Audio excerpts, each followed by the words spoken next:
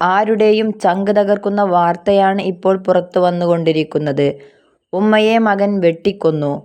കോഴിക്കോട് താമരശ്ശേരിയിൽ പുതുപ്പാടിയിലാണ് സംഭവം. പോറ്റി വളർത്തിയ പാലൂട്ടി വളർത്തിയ സ്വന്തം ഉമ്മയെ വെട്ടിക്കൊന്ന് ആഷിഖ് വീട്ടിനുള്ളിൽ ഒളിച്ചിരിക്കുകയായിരുന്നു. പിന്നീട് നാട്ടുകാരാണ് മകൻ ആഷിഖിനെ പോലീസിൽ ഏൽപ്പിക്കുകയായിരുന്നു. തലച്ചോറിലെ ട്യൂമറിന് ഓപ്പറേഷൻ കഴിഞ്ഞ് ചികിത്സയിൽ പെങ്ങളുടെ വീട്ടിൽ കഴിയുന്ന ഉമ്മയെയാണ് ആഷിഖ് എന്ന മകൻ വെട്ടിക്കൊലപ്പെടുത്തിയത്.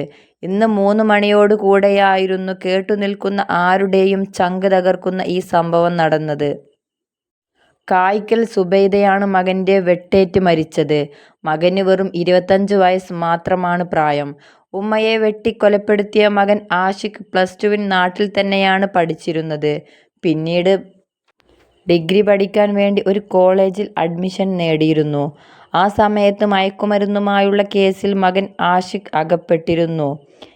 ബാംഗ്ലൂരിൽ ഒരു ഡി അഡിക്ഷൻ സെന്ററിൽ പ്രവേശിപ്പിച്ചിരുന്നു. കഴിഞ്ഞ 3 ദിവസം മുമ്പ് നാട്ടിൽ എത്തിയ ആഷിഖ് കൂട്ടുകാരുടെ കൂടെ പുറത്തുപോയി വന്നതിന് ശേഷമാണ് ഉമ്മയെ വെട്ടിക്കൊലപ്പെടുത്തിയത്.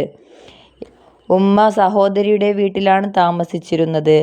സഹോദരി ജോലിക്കാവശ്യത്തിനായി പുറത്ത് പോയപ്പോഴാണ് മകൻ ആഷിഖ് ഉമ്മയെ വെട്ടിക്കൊലപ്പെടുത്തിയത്.